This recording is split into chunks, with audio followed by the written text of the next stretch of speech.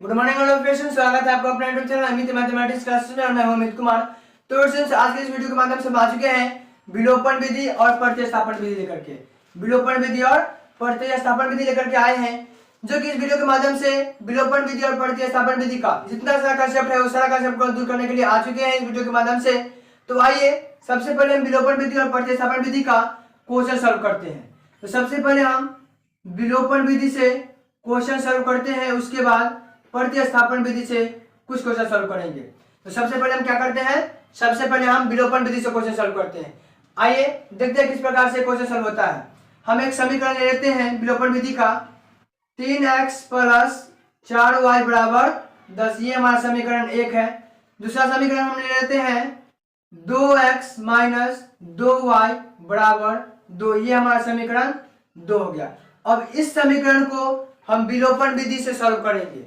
किस प्रकार से सॉल्व होगा वो आप इस वीडियो के माध्यम से जरूर देखिए। बहुत ही सिंपल तरीके से, बहुत ही आसान तरीके से आज विलोपन विधि का क्वेश्चन सॉल्व होगा। ध्यान दीजिए, सबसे पहले हम करेंगे क्या, विलोपन विधि। सबसे पहले ये जानिए विलोपन विधि और प्रतिस्थापन विधि में करना क्या पड़ता है। विलोपन विधि में करना पड़ता है समीकरण के एक पद को छुपा देना पड़ता है। विलोपन विधि में क्या करना पड़ता है, विलोपन विधि में समीकरण के एक पद को छुपा देना पड़ता है। जैसे कि ध्यान दीजिए, ये हमारा समीकरण 1 और समीकरण 2 है।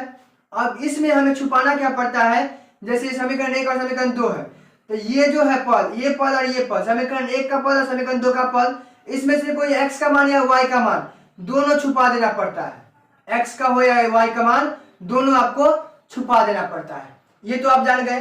अब जानेंगे प्रतिस्थापन विधि में क्या होता है। तो प्रतिस्थापन विधि में किसी एक समीकरण x या y का वैल्यू निकाल करके दूसरे समीकरण में रखा जाता है। ये हमारा प्रतिस्थापन विधि में किया जाता है। अब देखिए, ये दोनों चीज के बारे में आप जान गए हैं। अब सॉल्व करेंगे विलोपन विधि का ये समीकरण। ये क्वेश्चन हमारा है जो कि ये आपको क्लास 10 का सिलेबस में पढ़ना होगा। क्लास 10 का सिलेबस में आपको ये विलोपन विधि और प्रतिस्थापन विधि आपको पढ़ना है। तो आइए हम इस वीडियो के माध्यम से जानते हैं किस प्रकार से विलोपन विधि और प्रतिस्थापन विधि का क्वेश्चन सॉल्व होता है। ध्यान दीजिएगा, सबसे पहले हम करेंगे क्या, ये हमारा समीकरण 1 और समीकरण 2 है। अब इसको हम विलोपन विधि में आपको बताए हैं एक पद को छुपाना पड़ता है। तो किस प्रकार से करेंगे, ध्यान दीजिए, समीकरण 1 में हम 2 से गुणा करेंगे और समीकरण 2 में हम 2 से गुणा करेंगे। देखिए, ये समीकरण में हम 2 से गुणा करेंगे और समीकरण 2 में हम 3 से गुणा करेंगे। अब यहाँ पर लिखेंगे समीकरण 1 में 2 से गुणा करने पर, अब लिखेंगे यहां पर समीकरण 2 में 3 से गुणा करने पर। अब ये गुणा करने पर हमें क्या मान आता है, क्या समीकरण बनता है वो देखना है। क्या करेंगे, ये 2 में हम इस तरह से गुणा करेंगे। किस प्रकार से, 3 दूना 6 तो 6x प्लस तो प्लस 4 दूना 8 तो 8y बराबर 10 दूना 20 तो 20। समीकरण निकल गया हमारा 3। उसके बाद 3 दूना 6x माइनस तो माइनस आ जाएगा, ये वाला माइनस यहाँ आ जाएगा, 2 और 3, 3 दूना 6 तो 6y बराबर 3 दूना 6। समीकरण हमारा हो गया 4। अब देखिए, अब यहीं पर छुपाना है। देखिए, ये दोनों सेम आ गया, ये पद और ये पद दोनों सेम आ गया। ठीक है, तो इस पद को हम जब काटेंगे तो हमारा ये पद छुप जाएगा। अब देखिए किस प्रकार छुपता है। अब क्या करेंगे, अब यहाँ पर हम चिन्ह बदलेंगे। ये दोनों प्लस में है, माइनस में हो जाएगा, ये माइनस में है प्लस में हो जाएगा, प्लस है तो माइनस हो जाएगा। ठीक है, अब देखिए क्या करेंगे, अब इसको हम छुपा देंगे, काट देंगे। ये काटे हैं, इसी को हम बोले हैं छुपा देंगे। ठीक है, अब यहाँ पर इसको क्या करेंगे, प्लस करेंगे, 8 और 6 14y बराबर, अब इसको माइनस करेंगे तो 20 में से 6 जाएगा तो 14। अब देखिए बराबर, सॉरी, y बराबर 14, ये इधर आ जाएगा बटे में 14, y बराबर 1, y बराबर हमारा क्या आया, 1 आया। अब देखिए हम क्या करेंगे, यहाँ हमारा y का मान 1 आ गया। अब देखिए अब क्या करते हैं, यहाँ पर हम सॉल्व करते हैं, नीचे में जगह नहीं है तो ध्यान दीजिएगा। अब ये जो y का मान आया है, इस y को मान को हम समीकरण 1 में रखते हैं। तो लिखेंगे समीकरण 1 में y का मान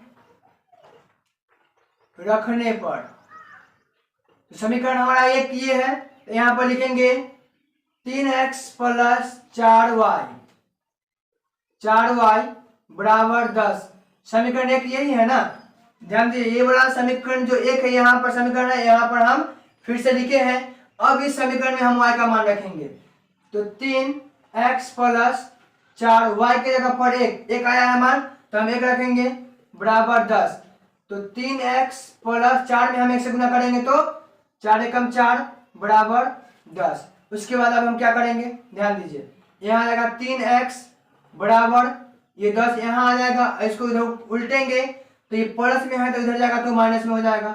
अब यहाँ पर हो जाएगा 3x बराबर, अब इसको माइनस करेंगे तो 6, और तो x बराबर 6/3। अब इसको काटेंगे तो 3 दूना 6, तो x बराबर हमारा आ गया 2।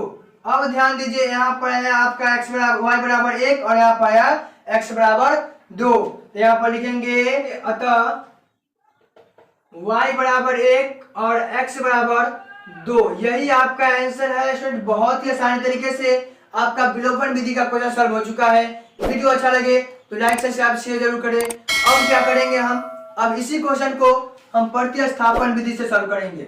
इसी क्वेश्चन को हम प्रतिस्थापन विधि से सॉल्व करेंगे। अगर आपको समझ में ना आए तो आप हमें कमेंट में जरूर बता सकते हैं। जो इस क्वेश्चन में विलोपन विधि हो या प्रतिस्थापन विधि, जिस क्वेश्चन में आपको समझ में ना आए वहां पर आप बता सकते हैं। जो इस क्वेश्चन में हमें समझ में नहीं आ रहा है तो हम फिर से कोशिश करेंगे विलोपन विधि और प्रतिस्थापन विधि और क्वेश्चन को नेक्स्ट वीडियो में फिर से अच्छी तरीके से समझाने की कोशिश करेंगे। अब हम आते हैं प्रतिस्थापन विधि के साथ, तो इसको हम क्लीन करते हैं। आप अपने कॉपी में नोट कर लीजिए और प्रतिस्थापन विधि को, इसी क्वेश्चन को हम सॉल्व करेंगे।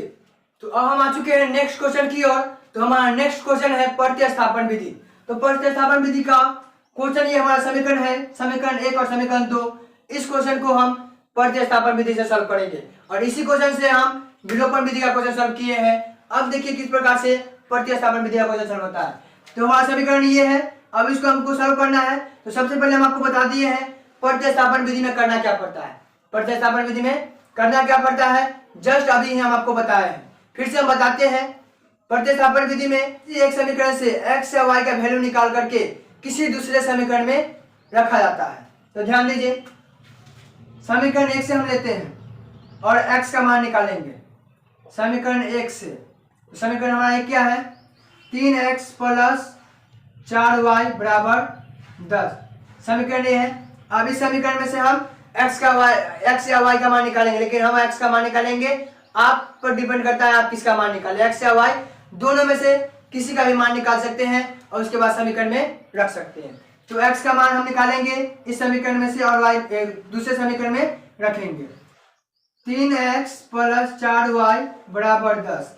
उसके बाद 3x बराबर 10, इसको इधर करेंगे तो हो जाएगा माइनस में 4y। अब क्या करेंगे 3x, सॉरी यहाँ पर हो जाएगा x बराबर 10 माइनस 4y बटे में 3। ये हमारा समीकरण 1 निकल गया। सॉरी, समीकरण में से x का मान निकाल दिए हैं। अब क्या करेंगे, अब इस समीकरण में से x का मान तो निकाल दिए हैं, अब करेंगे क्या, अब इस x का मान हम समीकरण 2 में रखेंगे। समीकरण 2 में रखते हैं। ध्यान दीजिए क्या होता है, यहाँ पे लिखेंगे समीकरण 2 में x का मान रखने पर तो यहाँ हम करते हैं ऊपर में, ध्यान दीजिएगा क्योंकि नीचे में जगह नहीं है। ठीक है, तो हमारा समीकरण 2 है 2x माइनस 2y बराबर 2। अब इसमें हम क्या करेंगे, x का मान रखेंगे, ये 2 उधर जाएगा और x का मान हम रखेंगे। ये हमारा x का मान निकला तो रखेंगे 10 माइनस 4y बटे में 3 है।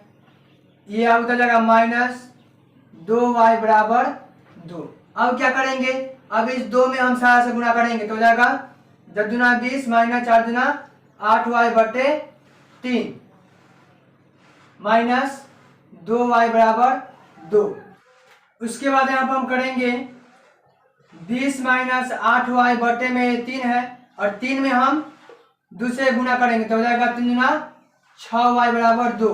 अब देखिए क्या करेंगे, अब यहाँ पर करेंगे 20 माइनस माइनस माइनस प्लस, तो 8 को और हम 6 को जोड़ेंगे तो हो जाएगा 8 6 14, y बराबर 2, ये 2 आ जाएगा, ये बटे में 3 रहेगा ही।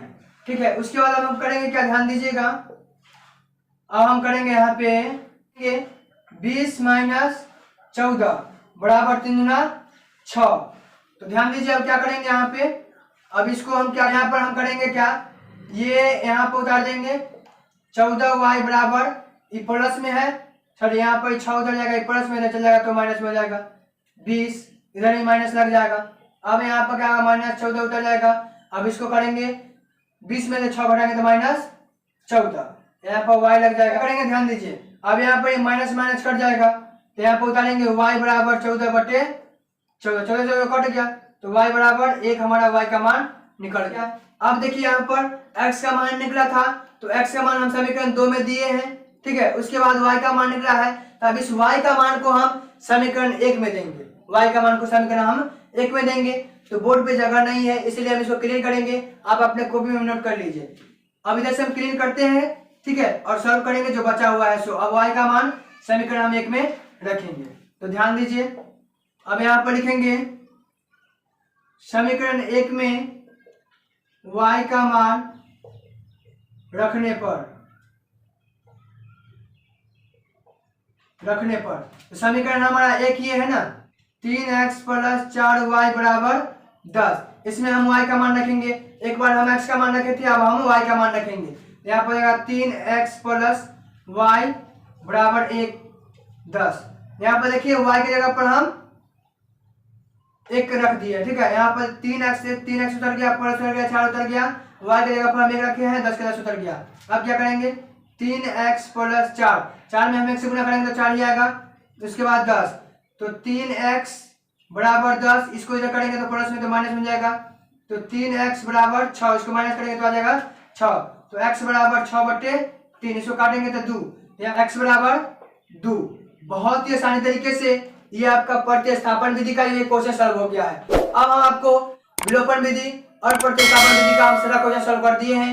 वीडियो अच्छा लगे तो लाइक सब्सक्राइब शेयर जरूर करें।